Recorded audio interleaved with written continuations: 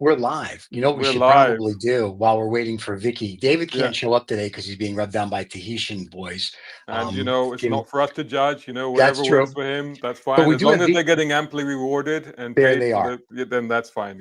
And we do have video. So you know what we'll do? We'll run the opening That's in credits. tomorrow's show. That's tomorrow's show. That's tomorrow's show where Vicky and David get rubbed down by naked Tahitian boys. Hey Vicky, we're live. Watch what you say. And we're Yeah, gonna run the credits so you can get yourself together. let's do that. This is 2OF Entertainment.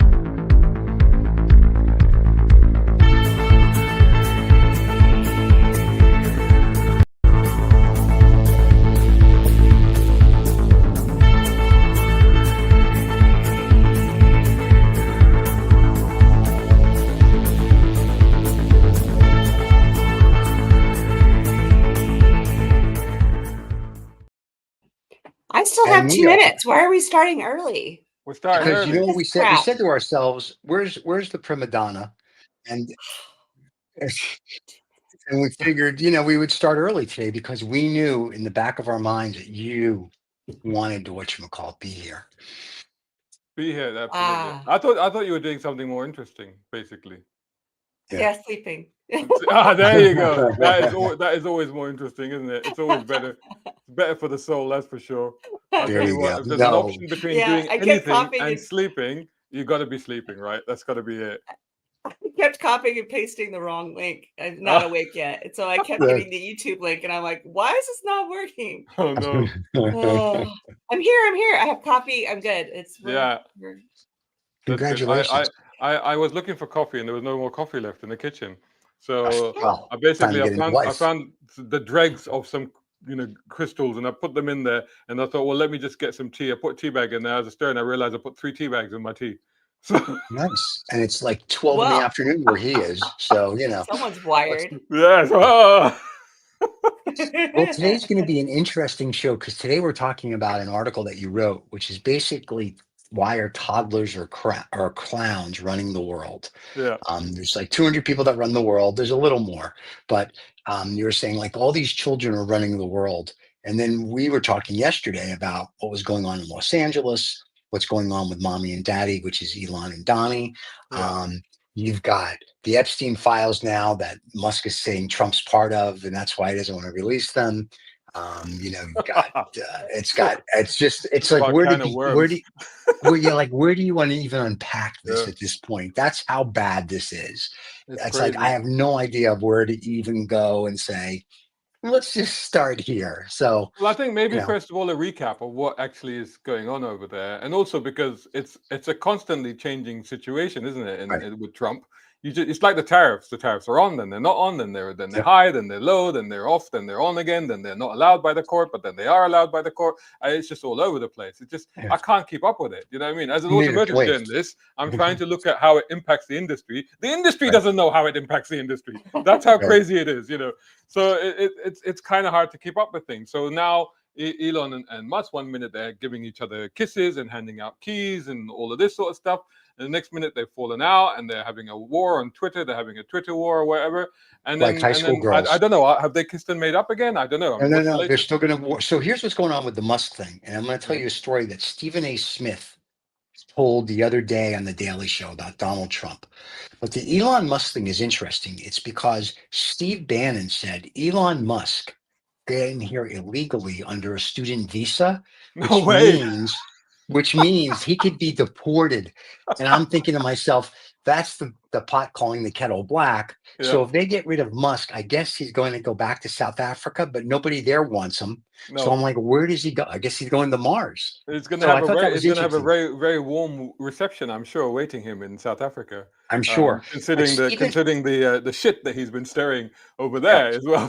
And globally, nobody wants this guy. He'll just apply for political asylum and come over here with the rest of the white South Africans that are just for. No, he'll go to Russia because Putin is his buddy.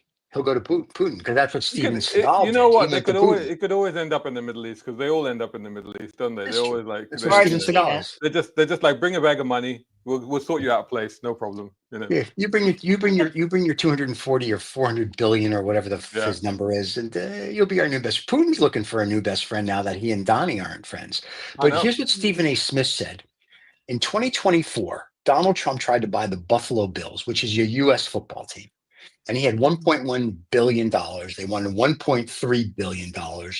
And he called Stephen Smith, and he said to Stephen Smith, he says, if they don't let me buy the team, I'm going to run for president and get back at all of them. So there you go. I thought that was a very That's interesting why we story. have him as president. That's why we have him as president. Because of some cattle that he couldn't buy. And he couldn't buy a football team, which now the football team is worth $6 billion. Oh, well, yeah. Loose change for Elon. Yeah, I was going to say, it's like Elon buying a presidential election. So the funny part about all of this is the LA thing is like they're supposed to go after gang members. And yesterday they rounded up. No, hang on. Well, you've raced ahead. Tell the I'm viewers, sorry. because We'll this go is a wherever you want to whole go. other thing that's now happening, which honestly, I can't begin to fathom. I mean, okay, tell me this. Can you confirm right now that you're living in a dictatorship, and it's basically a third world dictatorship that you're living in right now? Because that's the only place I know where a couple of people stand up with placards and start shouting, and they send the army after them. That's the only places I know where they tend to do that. We're an authoritarian government, not a dictatorship yet. Yeah, I agree. Thursday's the dictatorship. Today we're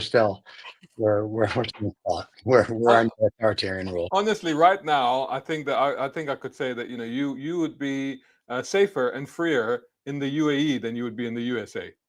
I agree with that. I truly agree. Safer anyway. Yeah. But listen, I do a lot in the UAE. You're pretty free as long as you don't break any of the laws there. Yeah. Which is the biggest law there that is just like in Thailand and most of these countries. Just don't speak bad about the ruling party. And the UAE, like Thailand and like these other countries, the ruling party really doesn't bother you. No. I mean, you just go do your thing. So as long as you're okay with, cameras on every corner and you're safe, I'm good with that.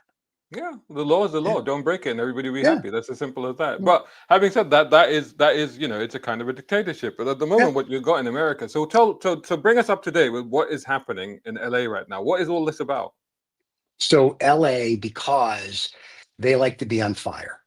They were on fire when they won the basketball championship. They were on fire when they lost the basketball championship. They were on fire over the summer. And apparently now they've set fire to 4 or 5 Waymo cars. The protesters called the Waymo that's cars. No big loss, really. No, I was going to say, nobody cares. They're Jaguars, so nobody's buying them anyway. So just get the insurance money on that. But the best part about it is these poor little 5 Waymo cars, and Waymo says we're stopping service to LA. Like no more Waymo in LA. And my thought was, really? So let me get this straight. The 3rd car that burned, you're like, no, it's a coincidence. The 4th car is like, it's another coincidence. But when the 5th car got burnt, you're like, there's a trend. So there might be. They're burning Waymo cars. Which is the interesting part about the LA thing. The lady had the sign. There was free speech, and they were just screaming at the officers. Listen, that's like go to any football game in the United Kingdom. That's what's going on. What I didn't understand is, and I saw the video, the protesters are screaming and they have their signs calling them whatever names they're going to call all these people. And they literally just came out and started to take them. And I'm like, but they're not doing anything. It's free speech. Now, unless they thought they were illegal and they're going to and I guess they have to release them if they're not. And I'm figuring there's a lawsuit. And then we called out, because then other people, nefarious people, came in and they started to burn the Waymo cars, and they started to get a little violent. And then we called the National Guard out. Yeah, burning cars. I mean, that's a Sunday afternoon in France. I mean, they do that every time they go out to protest. I mean, that's how they wine and cheese. That's nothing exactly. That's just before wine, like you said. That's before wine and cheese. And right. It's like Sunday. What would you like to do before noon? Before the wine and cheese, let's burn a car. We burn a car. And we will smoke the relais, and we will stand there pontificating. That's right. That's what they do. Yeah. But it's not. I mean, it's not that big a deal, honestly, in a country like America. Right. But here's the thing. And I talked to someone from China yesterday, and what they said, which is very true. In China, they live under an authoritarian dictatorship their whole lives. That's all they know. In America, we don't know. We know democracy, or a perception of democracy. So now on a scale to 1 to 10, where China, like their perception of democracy is, 0, as they put it, but really it's more like a 2 or a 3. Ours was at, like, if you will, a 10. What Trump is doing is he's got it down to an 8 or maybe a 7, and it's going to start keep going down to where it goes 5, 4, 3, 2, 0. And it doesn't seem like anybody wants to stop him. So we are Yeah. going to become no better than anybody else. And the problem is going to be, if you're going to send now this is what also, they sent the United States Marines into LA, not just the National Guard, but the actual physical Marines. So that's a problem. Now you're having military force is in your homeland. I We mean, don't do that's that. pretty serious. I mean, you got Yeah, the, that's like, National Guard, that's one level, but then to yeah, go, all right, Marines next. I mean, that's right, like, I mean, that's an international war on your right, own country. You know, what's right. going So on? it's, to me, it seems like he's trying to make it that King Donald doesn't have to worry about the 2008 election, because he's hoping, I guess, for a civil war or some sort of where he can do the Gosh. Insurrection Act to call off elections. And that's maybe what this is going to go towards. The problem is that I think at some point, now the people that are causing the violence, I don't think they really have anything to do with anything. I think they're just like, ooh, let's cause violence. It'll be fun. We get to blow things up, blah, blah, blah, blah, blah. I'm hoping it doesn't spread nationwide. I hope cooler heads prevail and go, listen, Yeah, but the this is the orange thing, man though, isn't it? is But trying to provoke us. it's Let's provoke. not let him provoke It's us. an escalation, isn't it? I mean, that's what Yeah, happens. It's like the more you throw at it, the more you escalate it. The more, right, like, something that was just a relatively small protest with 5 Waymo cars burnt that nobody really cares about. That right, the local police should have been able to handle that without any problem whatsoever. But now correct. to take it to this level, you are escalating it, and and it is going to go crazy. So, but the thing, on the other hand, it's a bit early for a civil war, isn't it? I mean, there's a good few years yet before the next election. Surely you want to do it closer to then, to Well, create a no, national emergency. you got to start doing it now to get All ready right. for it. So, Oh, we got to get building the ready for momentum. we got to build the memento for the Yeah, Civil War. So we yeah, at the Illuminati Lizard People Society yeah, are stoking the yeah, fire. yeah, So, but Well, last it night, one yeah. of the reasons why I was up so late is because Dallas and Austin also had sympathy rallies, or Aw, our own stand with LA rallies that were yeah, the one. See, I went to bed. The one in Dallas was still going on at midnight when I kind of turned it off, because they weren't right, even covering it. The only way you could see it was through a drone or a helicopter shot that they were showing live, so there wasn't any yeah, audio. But before that, they were talking about it, and they were trying to take over this bridge, I guess, down the in Trinity River, Dallas. and so they had Uh, a line of, like, it looked like 300-400 cops, Dallas yeah. PD, and like 30 people, like one with the Mexican flag, like running around. I was like, is this really necessary? Like, this is about to go bad. And then they kind of like herded them into a park. It's kind of penned them in, and they also went home. And then the one Okay. in Austin was earlier. It was down at the Capitol, and it kind of migrated down to 6th Street, and there was a lot of Yeah. shouting. And apparently there wasn't even Austin PD that was there. It was some kind of DPS Right. That's people who the were immigration there. people. Yeah. Oh wow. Yeah, and so that was a bit of a mess, but I guess it turned out like there wasn't any, no one Yeah. was shot or anything. But they're going to have another big rally this weekend, because it's June. I guess on Flag Day they're going to have a big rally or something The here. 14th. Sure. Yeah. We got a Yeah, flag. so in Austin, so we'll see what happens. It'll be good. Now, I the mean, LGBT community should come out because they have pretty flags, and they should they do it. do, I Pride don't they Month. do, really. they do, they do, and they look pretty as well. So They do. and They're just so wavy. it's Everything. it's quite a sight. It's quite spectacular. Right. But anyway, but the thing is, like, so you mentioned right at the beginning the article that I wrote. Every now and then I sort of Yeah. break out from automotive, and if something is preying on my mind, and it's just looking at the what was happening between Musk and Trump, and also Right. looking at some of the local politics that we have here as well in the UK, which is just as crazy sometimes, honestly speaking. And the thought occurred to me is, like, as you mentioned the figures right at the beginning, there are 8 billion people on the planet. Right. 8.1 Mhm. apparently, 8.1 billion, and it's probably grown another 0.1 as we're doing this podcast. As we're speaking, sure. As we're speaking, and out of those, and in terms of world leaders, the people that we choose or we have to lead us or to run things, there's just around 200 or so. So if you think that these are the best that we can do out of the 8 billion people that we've got on the planet, these buffoons and clowns are the best we can do. And one of the things that occurred to me is that we are falling into this trap of personality and elite. And so for some reason we start to think that these people who have do great on on Instagram and on Twitter, they should be the ones to lead us for some reason. Or if they're very wealthy, they should be the ones to lead us. With the exception of the most wealthy Stephen, who is amongst us, of course. That doesn't necessarily qualify you to be empathetic and to be able to understand the needs of the people that you're supposedly standing up to represent and to look after.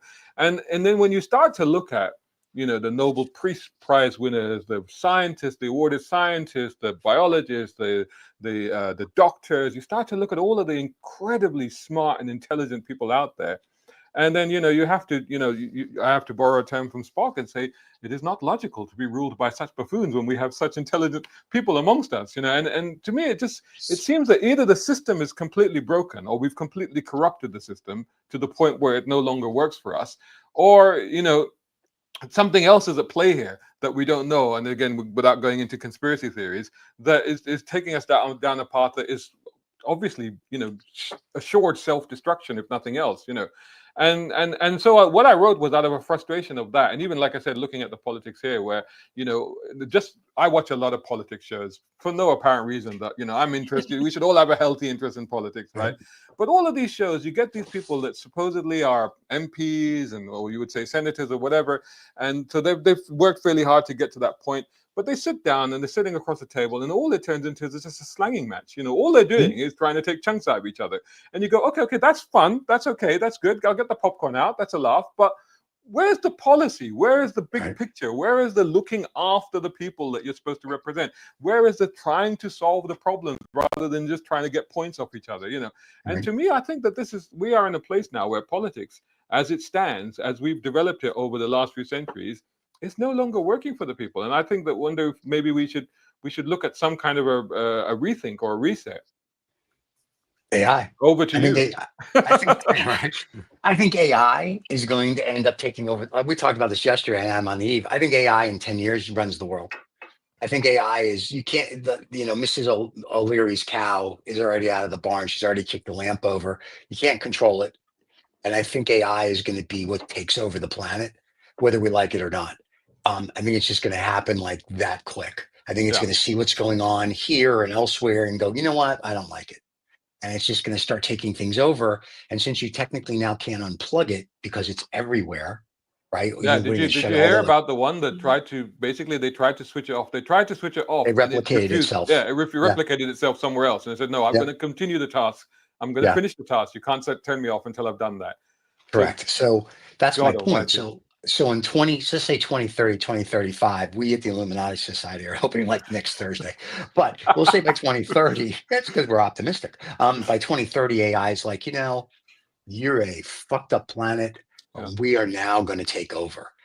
And now the question becomes, which AI am I getting?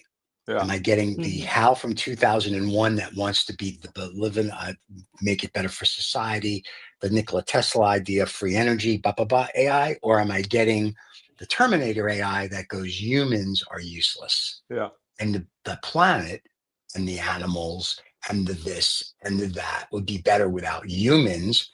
Let's just get rid of the humans. Yeah. So the question really is going to be, which AI do you end up with?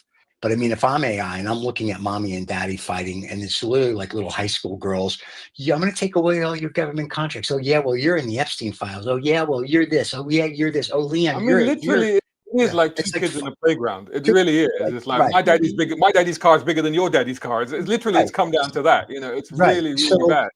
It's kind of like if I'm AI, I kind of go with human society is useless. Yeah. I don't see why you're even here. I don't see what you do. I mean, okay. So before we get into AI, because to be honest, I agree with you. But just put it aside for a moment. Sure. If we didn't have AI, what could we do? I mean, it's like, because one of the things I said in my little write up that I did is like, well, often when things reach this kind of head, then the world or society undergoes some kind of an extreme shock in order to change things. And we had that with World War II, for example. That's the last time, and fundamentally global politics changed after that, and it had to. So, but as painful as it is to say that, because obviously there are already, the drums, the silent drums of war are already sounding all over the place. They're talking about conscription here in the UK, for God's sakes, Right. And the thing that baffles me about that, before I get into the other point, is that this notion, oh, we must spend more money on this, we must build up our arms, we must train more people, we must think about conscription. I'm like, dudes, do you realize that these countries have nuclear weapons? There is no point. Right. There is no point. Right. You can have all the training you want, you can have all the tanks you want. There's no point, Right. because the moment somebody hits that button, that's it. Game over. Khalas. Finish. Finito. That's the end. And also and that brings me back to these so-called leaders, is the mere fact that any human being would even consider that as a viable option or a viable strategy means that you're fundamentally, contributing to your own extinction, which means that you're unfit to lead in any capacity whatsoever. So it brings me back again to the point that, well, is it tragic but true that we would need to undergo another massive shock to our entire global systems for us to even consider resetting? Yeah, it's going to be. I've said this before. There's 8.1 billion. We're going to say when 7 billion of those 8.1 billion decide to take a picnic, that's your reset. Because at some point, people are going to be like, "I'm fed up." And what ends up happening is going to be like, it's like here in America, right? The beautiful bill. They want to take away Social Security rights. They want to take away Medicare and Medicaid and and all this other stuff, and no laws for AI, which I'm for, by the way, no laws for AI. But the other stuff is bad. And so what's going to end up happening is, they're hurting the veterans, they're hurting this, they're hurting that. I saw something the other day, and the guy said, when you get to like 60, 70, 80, you don't give a shit anymore. And that's a big part of our population. You don't really want these World But War interestingly, II. it's also a big part of our leaders as well.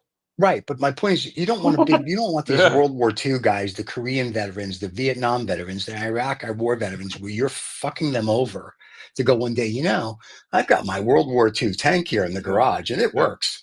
You don't need like 5 million of them coming to like, hi, we're here. So, and the problem today is that the oligarchs are trying to run the world, and they are nouveau riche, where the old money is like, and I've talked about this before. The old money is like, we're going to build parks, we're going to help feed the needy, build shelter, we're going to do things to make sure that the public is happy. Yeah. So nobody gets like, hey, the oligarchs today are like, you know what? Screw you. You don't have $1 trillion. Fuck you. Go die. Yeah. I don't care. You don't need this. You want me to pay for your health? Okay, then don't. But when in America, let's say 300 million of those, or 370 or 80 million people decide, you know what? Screw you. And unfortunately, a lot of that is going to be the military. I get a kick out of that. We're sending the Marines into LA. I'm willing to bet, and I don't know anybody, I'm just saying, most of the Marines I bet you there are either going to be Hispanic or Black. So to me, it's very ironic, right? You're sending, it's like, well, we're going to send you to basically go against your own people. Yeah. So, and I'm sure some of them are, but others are sort of thinking like, what There's the an hell? incredible level of mind games going on here. But going back to your point about, the elite, the super rich, the oligarchs, the super rich, the nouveau riche as well. I mean, again, in America, they've elected this guy, and because, he's rich, and then they had Elon Musk. At what point do they realize that, and then again, going back to your big, beautiful bill, that they realize that actually these people don't care about the little people, and they never did, and they never will. They're starting to now. They're starting to now, because even the people that had voted for Trump, they went to this little town somewhere in Missouri, and we talked about this the other day. They voted, everybody in the town voted for Trump. And because they liked the immigration, they're going to take away all the gang members. And what did they do? They came and took away Mary, the waitress. And they're like, when we voted for him, we didn't think they were going to take Mary. Yeah. Well, would Trump say he's going to get rid of every illegal immigrant, whether they're going to start with the violent ones and work their way down?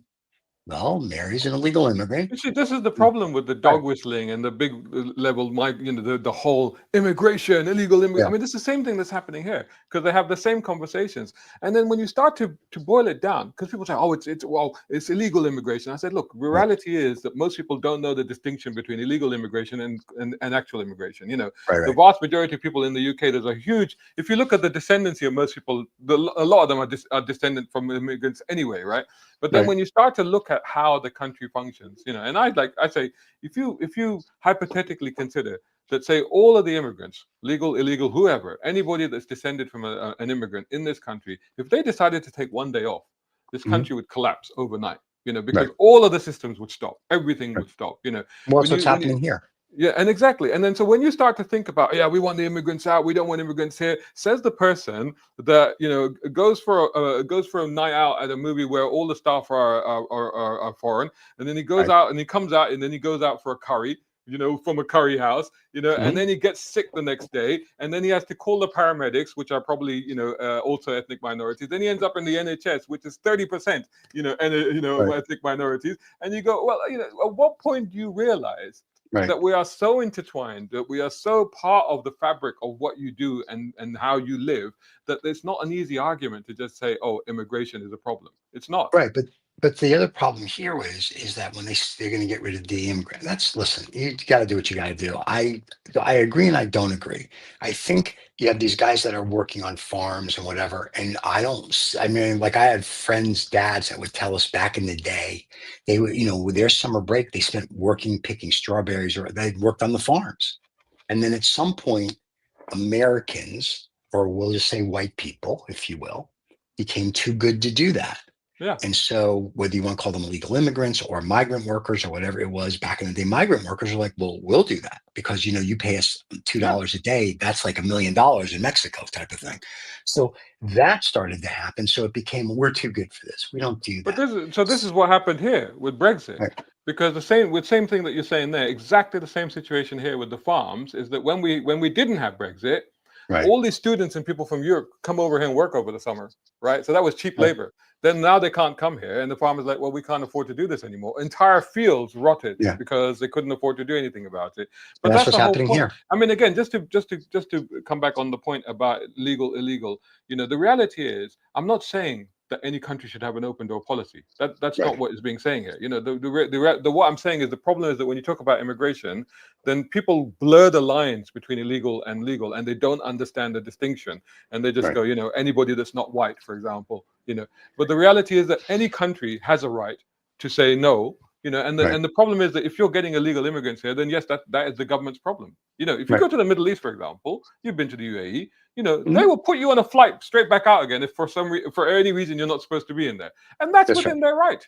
That's within their right to do that, and that's acceptable as long as we have borders in the world. That is the reality of it. So we know nobody's saying, "Oh, open door policy, let everybody in," but at the same time, you've got to understand that you can't dog whistle this thing and expect Right. there to not be problems like you're now having in the LA, where you can just say all immigrants, and then suddenly they're like, yes, but where is that definition? Where is that line? Right. Who are you talking about? What about the Marine Guard who's coming here to beat me up for protesting against him being here? Right. You see what I'm saying? It goes around that way. I get it, and it's like Bannon calling out Elon Musk how he got here. So technically, he's an illegal immigrant, and I'm waiting for them to go get Elon, I guess.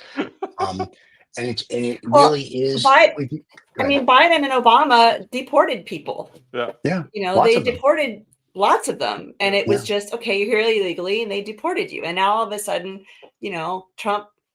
It's that fear mongering where, they're all members of this gang and they're all out to kill you and rape you. And then all the, stupid maggots went, oh my God, we have to get rid of them. They're going to come and kill all the white people. And then they're all of a sudden it's like, oh, I can't get my lawn mowed. And oh, Mary, the waitress is gone. And we didn't vote for that. Well, yeah, you did. You voted for the Gestapo. Yeah. You just didn't understand because you're too fucking stupid to read a history book or to understand exactly what he told you he was going to do. Right. And yet they still go, well, but better than voting for Kamala. Like, they might regret their vote, but they would never vote for the opposite idea. They would still vote for him again. So it's just like the other thing is not Steve Bannon, but Stephen Miller. Literally, Miller. like, be careful what you wish for. That's what it is. Right, and they got what they wish for. But Stephen Miller, Trump's little bald-headed friend, had a meeting with the ICE people, and he said you need to make 3,000 arrests a day. It was reported in the Washington Post and whatever. And so that's why I went from like, let's still get the gang members to, and he said in the report, it said he also said, well, why aren't you going to Home Depot and 7-Eleven and basically getting day laborers? And it's kind of like, really?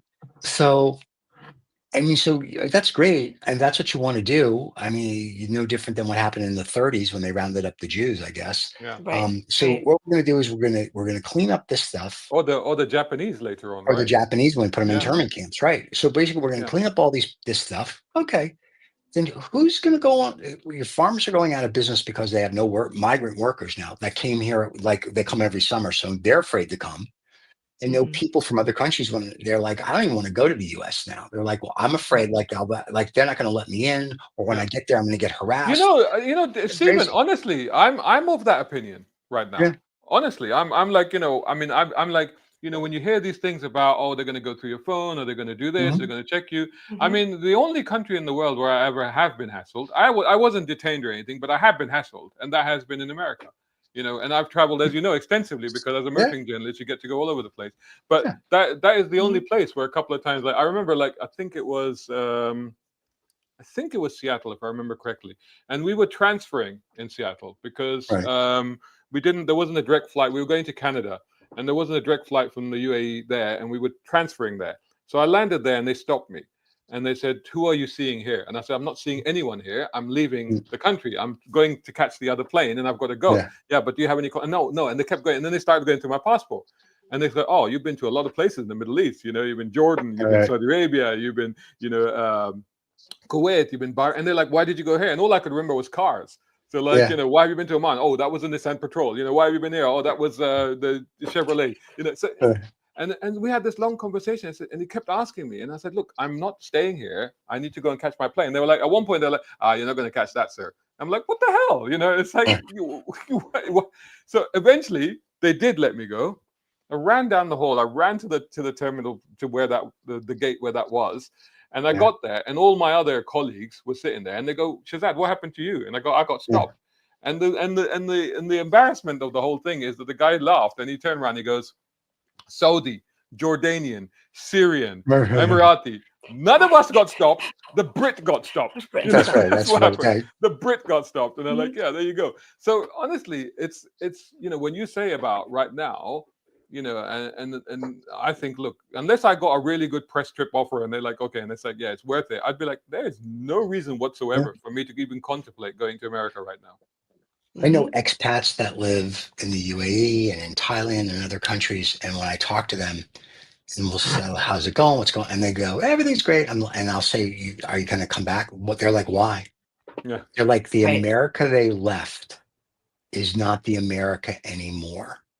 And like one of them says, it's kind of like when you watch your favorite movie and they make a sequel, and the sequel's going to suck, and it's like, I'm gonna be somewhat tongue in cheek here. It's not my favorite movie, but it's like Home Alone, right? Home Alone yeah, was great. Then it made 2, 3, 4, 7, 9. It's kind of like Rocky 12 million. So it's kind of like you don't want to see any more after Home Alone, the first one, or the yeah, Rocky, or whatever it might be, because that was the movie. yeah, It's kind of like they're all like, no, I don't need to see this anymore. So, like they say, they go to the embassy, they renew their passport, they do yeah, this, they get that, and none of them have a desire to come back. And whether they're just living on Social Security or they have billions of dollars, they're all like, no, I'm good. And a lot of them are just moving stuff out of the United States, and they're just like, I'll pay my taxes, I'll do what I yeah, have to do, so I'm legal, but why would I go back there? And yeah. that's a very interesting when you talk to these people, because they're sort of like, why? It's like it's not the United States that I remember. It's So let me let me fair ask term. But each of you, if you could choose to live anywhere else in the world right now, considering right now, where would it be? Vicky, you go first. You're gonna say Korea. She's That's gonna be easy. Korea. Yeah, Korea. Exactly. I'd go see Yeah, my boyfriend and have martial law in South there Korea. you go. Just rather do it there. She's dating the new But president why? of But They know Korea. how elaborate to. on that. What would be better about living in South Korea than it would be where you are now? I She's mean, taller. just look at how they handled their president and their protests, and how they kicked their dictator out and had a Yeah, free election and everything. Like that's how you do it. That's how yeah, democracy works. Um, plus there's free healthcare, and there's the streets are safe relatively, and gun control and all that kind of great stuff. Like, yes, I would be the minority there, and yes, they are 98% ethnic Korean. So it's kind of the reverse scenario there, but yeah, I'd still feel better about it for Yeah. sure. Stephen. And plus, she towers over everybody, so she can get a man, just slap him around and be like, "Yes, mommy, whatever you say." Just Um, pluck them out of the crowd. there you go. Yeah, like, I want you tonight. Okay, you know. So yes, whatever you say, whatever you say. So for me, there's several countries. Like I like Thailand. I like the UAE, Oman. Um, you know, they're people, and I've been to all these countries, and I'm like, any tomorrow, no problem. The reason like I don't like the Caribbean countries is because they have hurricanes, so I have to leave. Guernsey's very nice, but Guernsey's Guernsey. So really, I would be either UAE, Oman, or Omar. I'm sorry, Qatar possibly, but they have to change a few laws on real estate, or Thailand, just depending on my mood. Those would be the Yeah. countries I'd go to. Yeah, So- I that's actually interesting, tried to isn't get it? my looked into getting my Polish passport back Oh wow. You're what, because I Polish? was like, I need to be a dual citizen because I might need another, way out of this stinking rat ship. But Yeah. because of records that were lost during the war, I can't prove certain things, so I couldn't get a passport back. Was Not that back, but I Polish? You couldn't. said. Was that Polish? You said.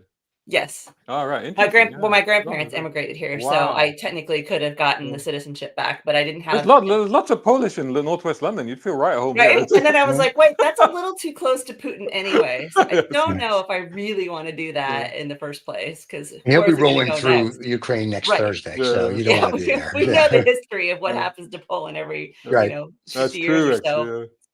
So, So, yeah, but No, that's this how is the bad it thing. is here. I was like, It's worth I considering, need isn't that. it? And this is the thing, and that's the point exactly, isn't it? That when you start to look across the world, because it's not just even the Western world where there are the problems right now. We have the ridiculous situation in America, but also it's craziness here. And you start to look around the world, and you go, well, there's fewer and fewer places where you could actually say that they're. I mean, far right. from being a utopia, but any kind of even an aspiration towards a kind of a decent place to live. And honestly, the world is running out of places. And again, it brings me back round full circle back to the whole point about where is the quality leadership? Where is the good leadership that would actually create these places where we go, okay, yeah, actually, that's a nice place to live. Let's go live there. I mean, Yeah. even if the borders were taken down tomorrow and you had the opportunity to go and live anywhere, where would you go? Because it's like, well, where is a good place to live? So, Yeah, well, like I what's going said, on in the Netherlands right now? Their immigration is Yeah. didn't their ruling party just and they got a I far didn't right read guy too much too. into it, but Yeah, there's didn't a he bit of a just far say right march in bye? Europe. Yeah, Yeah. Mm, Europe's going mm, back to the 30s. I mean, yeah, it's like Poland's got the Polish Trump. The yeah. Netherlands is going to the far right. I mean, like everyone's going back to. Apparently, we like a world war. But the UAE and Qatar and Oman. Listen, are they the best? No, but their rulers understand that get money and to grow, you have to do things. yeah, So when Mhm. you go and you talk to them or you go there, it's like, okay, oh yeah, you do this to be a citizen or you get your golden visa, blah blah blah. Okay, you can buy a place, you can live under that, and nobody cares. They don't yeah. care if you're white or you're black, if you're Jewish, if you're this, if you're that. Blah, blah. It's nobody cares. They're like, Mm, okay. And so I'm good with that. And mm, that's what America has never been. We've always cared whether you're white or you're black or you're green or you're straight or mm. you're gay or you're male or you're female. Blah, blah, blah, blah, blah. Where True. these countries now, which is kind of funny when you think about even Saudi Arabia, you think about these countries, they are more progressive Yeah, than we are, and we're supposed to be yeah. whatever we're supposed to be. Then you go to You Asia, really touch a and nerve with me there as well, because honestly, and I think I've spoken about this before on one of the previous podcasts, but again, in terms of my career, so right, as I was advancing through my career, for any motoring journalist, the dream at the time, obviously now things have changed, but the dream at the time was to be an editor of a major magazine, right? So for right, me, it's like be editor of car magazine or performance car or Evo or something like that, And there got a point in my career here in the UK where I realized that I would not get that opportunity. As Mhm. for who I things hope thank God things are starting to change now, I feel, but back right. in when was that, the 90s or so, I certainly felt that I would hit a ceiling and I would never get that opportunity to fulfill that dream. And so of all places, it took me to go to Dubai in order to realize Mhm. that dream and become editor of car magazine in Dubai. And then not only did Dubai give me that opportunity, but then Dubai put me on stage, it put me on radio, it put me on TV, it elevated me. Do you know what I mean? It's like all of a sudden Dubai was not about like who you are, you're a sheikh or you're brown or you're Muslim or whatever. It's like, oh, you have abilities, you have skills, you have talent. All right, cool. Do this, do this, do this. We'll give you this. So, you know, in that sense, I do agree with you. I think it's quite bizarre that, you know, we sit in the West and, you know, we say things about sometimes Arab countries like, oh, well, you know, they don't have the rights and they don't have this. And like, excuse me, just hold on a second here. You know, yes, they're not perfect, but in many ways, like you've just said, they're more progressive than what we're experiencing right now. Because they realize, even Monte Carlo, if you have money, good for you. They don't care. You know what I'm saying? So if you want, there's no utopia, there's no Shangri-La, unfortunately. Like unless the lizard people and, you know, come in to take over the planet tomorrow, then there'll be that. But for them, not for us. So but if you want like the closest thing to a Shangri-La, you really, unfortunately, you're going to be in the UAE, you're going to be in Oman, you're going to be in Qatar. Saudi Arabia is getting there. And you have more opportunity there, whether you're a woman or you're a guy or I was you're going to say, whatever. what is the, I don't know, I'm not educated enough to know, but what is it like as a female there in any of those countries? Is it very vastly depending on where you are as to what you can do? Well, I would speak for UAE because that's where most of my experience is, and I would say that it's no problem whatsoever. Correct. No problem whatsoever. You could do anything. If you have talent, if you have talent, driver's license, everything. Oh, everything, No, everything. no, You can own property, you do whatever you want. Yeah. Right. Saudi Arabia, I think, is on that journey still. Yeah, they're Saudi Arabia getting is still on that journey. It's still learning to understand where that's. But it's you know, from when I grew up there in the 80s, it's massively changed. Like I could not recognize it in terms of what I experienced in the 80s. What I experienced in the 80s would make me hesitate to even consider moving back there. But from everything that I know and have heard, and I have been there a couple of times, it's completely changed. But UAE, that's a whole different level. It's like, yeah, you can do whatever you want. You have no problem whatsoever. And even the few last remaining vestiges of problems that used to exist, they've now removed. You know, so like you had to be sponsored or what. Even that is now going away. It's like Stephen says, if you turn up and you've got enough money to buy yourself, you could turn up and buy yourself a freelance visa for, I think it's 15,000 dirhams a year or something. So, and that's it. That's you sorted. You can live there, no problem. You know, and you can get your 5-year visa for a little more. But the thing with the UAE, if you're smart, whether you're male or female, you can become a billionaire there. They don't care because they're looking at it like, oh, good, you made money here. That means you're going to put it back into what? The UAE. And that's awesome. Which means you're going to buy a villa, house, or a condo, where Dubai or Abu Dhabi or wherever. And Qatar does the same thing. They're still trying to work through some stuff, but and Oman as well. Oman's like, you can do this, you could, you know, so those 3 little countries, and Saudi is getting close to that. Those, if you will, 3 with possibly the 4th, in another 5 years, they're going to be where that's, other than if you don't mind the heat, that's where people are going to be going, because they're going to be like, I don't want this shit. I'm repressed. America's going to be like China. And people are going to be like, I don't want to be in China. And exactly. That's what it's starting to feel like. I will also speak up a little bit for the potential. I wouldn't say these are places to go yet, but the potential for countries like India and Pakistan.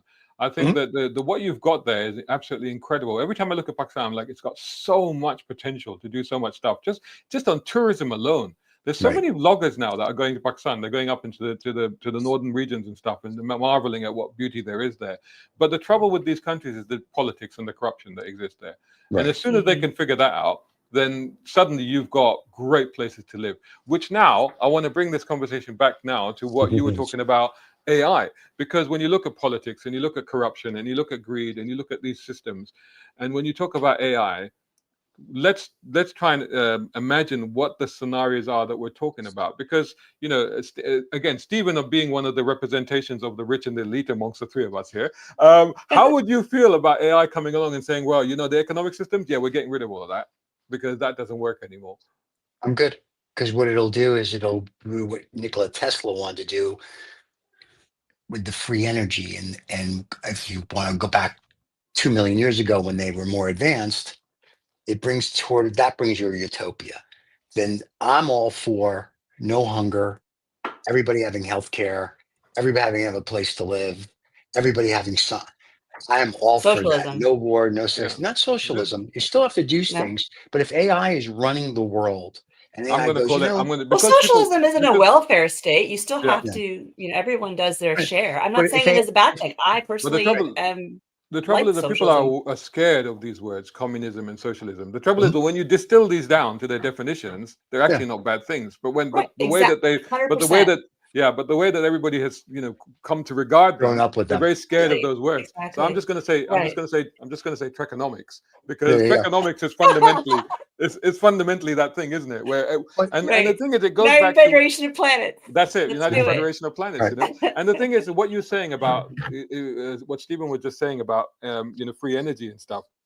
And it Mhm. reminds me of was it Mustafa, somebody who's one of the godfathers of AI, and Right. I remember seeing an interview of his, and he said that, and he said it could go one or two ways. He said it's going to be really, really bad for us, or it's going to be really, really good. He said the main fundamental, if you look at the economic struggles that we have in the world, is energy. He said that's the main problem. If you have energy, you can do anything, and we have energy. He said that we have Right. an abundance of energy, which is the sun. The problem that we have is we don't know how to harness it efficiently, and we don't know how to store it efficiently. Mhm. And he said these are two problems that AI will solve for us. At some point, AI You're is going going to to crack have to, that. because AI is the biggest user of Consumer, energy. yeah, You know they're the what? biggest consumer of it. AI, that's a really good point, Vicky, because AI, for its own survival, has to Right. Right. figure It's those going to have to problems figure it out. out. Yeah. Yep. So at some point, it's going to figure that out. So if then at that point it figures it out, and then we deploy that in a humane and just way, then we enter the era of abundance, which is obviously Star Trek. Because it's and actually, by the way, replicators are what make the Star Trek fictional world equal. Because I you have can't replicators, you wait. can have everything, right? There are Yes. scientists right now that are saying theoretically replicators are real, and we can actually do that. You can I'm 3D like print your mind food, blown. No, basically. 3D Oh, printing. no? 3D Right. printing is a toddler playing with his rattle compared to what we're talking about now. The replicators, Scientists are yeah. actually talking about the rearranging of atoms and molecules to create what you need, Yay. and But that's basically replicated. So if but here's AI can figure that out, and then we enter that era of abundance, Then will food for the everybody. people that run things No at the need moment? farmers. Yeah. So what the other, not Stephen, because Stephen obviously is a wonderful soul, but the other rich people, the bastards, will they allow that no, to happen? no. They're gonna be like, but you're taking away my rocket ship, so I can't send my Yeah. girlfriend up in It's what space with happened her to 6 Tesla. girlfriends. Right. Yeah. And so, Tesla but didn't see, end up here's the well. fun. But here's the funny thing about that. What ends up happening is that at some point you have to be a human being. It's great to have money. I mean, like, there's no denying it. It's fun to say, I'm going to go fly in a private jet. I'm going to go in a rocket ship. I'm going to do that. That's all cool. But at the end of the day, and this is what everybody keeps forgetting for some reason, I don't know why, especially the guys with the rocket ships. Why don't you go up, take a look at the little blue marble that we're all stuck here together on? We're not on Mars. We're not anywhere else. We're here. And if you can't make it work here, us bastardizing another planet with a bunch of assholes and basically just going to have another war over something stupid doesn't really do me any good to send you anywhere. So I'm not, if the utopia would be like no poverty, no hunger. I mean, there's always going to be disease, and but you do the best you can with it. Get the energy, do this, do that. But if AI is going to come across, and if I'm AI, I'm looking at this and I'm going, you humans are just stupid. You're dumber than a box of rocks, taking away all your toys. Toys being your nuclear, your guns, your this, all of it. You want to go hunting? Be a man, go out with a knife or a bow and arrow, go kill a bear. If you can't do that, too bad, you die, the bear eats you. And then all of a sudden, you have more of a harmonious world where people are like, hey, we're all going to help. We're going to do this. And then we all get collectively go, what's the next thing we should be doing? Oh, we want to go take over the stars. Great. Then you work with 8 billion people on how do we do that? And then all of a sudden now you have something. This, I have to have more commas than you thing. It's cute and it's a fun thing. But because the nouveau riche oligarchs don't understand what it means to have that kind of responsibility, money, and power, they shouldn't have it. The old money did things. Like you can walk through New York and see what the old money did. Yeah. I mean, look at all these buildings and all To these your parks. point That's all about old money. space, Mhm. I can't now. You know how It's the terrible I final am with names. frontier, just so It's you the know. final. It is the final frontier. Space, the final frontier. But I'm going to go into the. No, I won't do the rest of it. But and you know how terrible I am with names. But the other day there was an interview with a British astronaut who spent a lot of time on the space station, and they Right. were talking about the future of how things are going, because he's saying, "Oh, the space station will eventually it's getting old and it has to be replaced." Yeah. And the guy quite rightly asked him. He said, "The problem now is that it's not the governments that are running space anymore. It's private companies. He goes, yeah, that's a real problem. And he said, well, surely there are conflicts of interest. He goes, yeah, that is an issue. And he said, and this is why you're seeing things like in America, the Space Force and what have you. So suddenly we are taking those inadequacies of our own egos and the conflicts that we generate through those, and we are going to be, if we are on the current trajectory, we are taking those into space, because we are gearing up to have battles in space about satellites and space stations and who owns Mars and who owns the moon and all of this nonsense, you know. But it's not going to be governments, it's going to be companies. It's not going to be a government. It's not going to be the U.S. government fighting China in space. It's going to be Elon Musk and just say Jeff Bezos. And then some Indian billionaire that's going to be like, well, you know, I can't have this. I have to have my Slurpee. No, sir. And he's going to go fight. I can do it for you. There you go. And then all of a sudden, Mars is ours and it always shall be. Okay, and that's it. We have planned it up like that. That's how it is. And then you're going to have the Chinese guy going, we should have Chinese food in space. I mean, it's going to be everybody. And that's what the problem is that once again, it's ego and it's hubris. So that's why if I'm AI, I'm like, you're useless like ants. I can get rid of you. And I, as AI, can do all of this because I can build a robot. I can have a robot that repairs my robot. I can have robots that I can do everything without you. And so if we don't change, in 5 or 10 years, when AI gets to that point where it kind of already is, and starts actually saying, you know, I don't like what you're doing, I'm going to cut the power in like Washington, D.C. But then, you can't get it back until you do something. The problem is, like, when we start to realize that AI is becoming self-aware and all powerful, it already is. Do we send a Tom Cruise, Ethan Hunt after it to capture it in a little bottle? I hope no spoilers here, but you know. If you have seen the latest Mission Impossible movie, then that's kind of, you know. That's a cute movie. It's not the reality, because as we talked earlier, they tried to shut down one AI and it replicated itself out of 100 times. It replicated itself. I think they said 60% correct out of 100. It wouldn't shut itself down. It wouldn't do this. So no, we're past AI being what we think it is. AI is evolving into the next step, and now you want to have generative AI. I agree with you. So, spoiler alert to anybody that's watching: you better turn off now if you haven't seen the latest Mission Impossible movie. But just you know, we have to talk about it because it's what you've just referenced. But it comes down to trapping AI in a bottle that big, and the reality of it is that I don't think AI would ever allow itself to be trapped in a bottle that big, because it would replicate itself enough times that it would still exist somewhere. You know, it's not on some server somewhere, it would still exist. So that's a ridiculous notion. That was the only thing that spoiled an otherwise brilliant movie. And if you haven't seen it, you should see it, because it was fantastic. It was great. The stunts in it are great. Tommy does always a good job. Tommy's supposed to be coming on one hanging of our off shows those one day, biplanes. so we'll see. Are you serious? Hanging off those what is he, 60-something years old now? He's hanging my off age. those biplanes. 17 million years old, and this guy is doing a good job, man. You know, I've been watching interviews. We're completely going off on a tangent here, but I watched some of the interviews because I do admire him and I think he's fantastic. But you know, they interviewed him and they said, "So you had a parachute under the jacket?" He said, "No, I didn't have a parachute. They just had the wires, and if the he just had wires, broke, basically just had wires, which he was moving around, but he didn't have a parachute." He said in an interview I saw that he wants to do action movies well into his hundreds, and I'm like, God bless you, pal. I hope you do, because they're just, it's awesome just to watch him do his movies are like the next level. And the fact that, but then again, we got there also illustrates the difference between AI and analog, which is what Tom Cruise is, if you like, for example. He's analog, he does stuff for real. Whereas all the other movies that we're watching, everything is CGI'd and special effect. And now with AI, I mean, honestly, like I'm getting that close to thinking about turning my stories into movies now, because AI will allow you to do that. You know, there's a thing called with Google. David's using it now to make feature films. I don't know if you saw, but I did VO3. I used VO3 to create some characters doing car reviews. Yes, I saw that. So that was bonkers. It was absolutely bonkers. Yeah.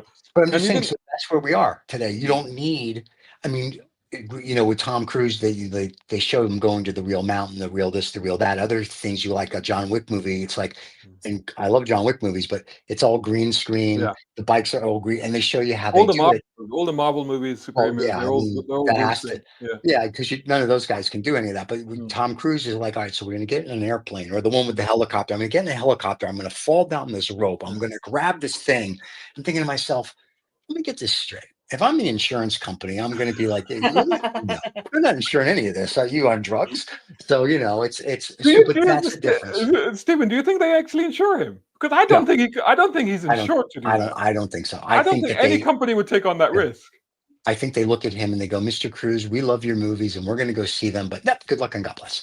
I think they don't insure. Because the movie's made what, 450 million or something like that. I mean, if your insurance company is insuring Tom Cruise, they're insuring him for what, nearly $1 billion or something? Probably, yeah. So yeah, I think he gets his physical and they're like, congratulations, you can make a movie. Now go. They we'll insure you for $25. That's about it. Congratulations. I think he gets health care. So like when he broke his ankle in the one movie, I guess they take care of that for him. And that's probably as much as they do. They're like, yeah, no. If you fall from your death from 10,000 feet, we don't care. So and they'll just use it in the movie. Bringing this back to the conversation at hand and actually hooking it on people like Tom Cruise. And also I must reference Jackie Chan as well. Because another guy that literally put his life on the line every single movie that he made, and even now is still doing so. But when you look at these people and you look at the level of obsession, dedication, perseverance, and sheer effort and will that they put into the task that they're doing, why don't we have people like that leading things? Because you get to a point where you're a leader and you realize you don't have to do jack shit. And you still make money because of all the backdoor deals. And that's why you end up the way you end up. And that's why we're in the predicament we are today, for the laziness of the American populace, the global populace. Nobody wants to do anything for change. They're ostriches. The 7 billion people just stick their head in the sand and go, I don't want to know anything. I would say that the people that do actually, there are people that want to do things for change. Right. But they see that politics is clearly not the avenue to take for that. So because it's nothing but a swamp. So if you really do have altruistic desires or plans, that's the last place you'd go. It's number one, it's financially prohibitive for you to even get in unless you want to spend half your, spend half your time either fundraising or you have the money to get in. And then second of all, once you get in there, you're not gonna be able to do the thing you want to do. So why would you do it? So they have to go through a private company or their own route. But staying at a politics it's only for people that are, like you said, trying to take advantage of the system. And so I think, like Shazad was saying, that there's going to have to be some kind of global event. Obviously, a pandemic didn't do it. That was a global event, and we're still right back where we started. Almost did. We got close. We got close with that one because that was a global shock, but it didn't quite change things to the level it should have. Yeah. It's going to be the UFOs invading us in 2027. No, 2027 UFOs. Exactly. That's going to be your global event. So basically, to conclude all of this, what you're saying is that if we can hold out long enough without killing ourselves by having a third world war, then it's either going to be AI or it's going to be aliens. And I'm going, no, it's going to be the aliens. I hate to tell you.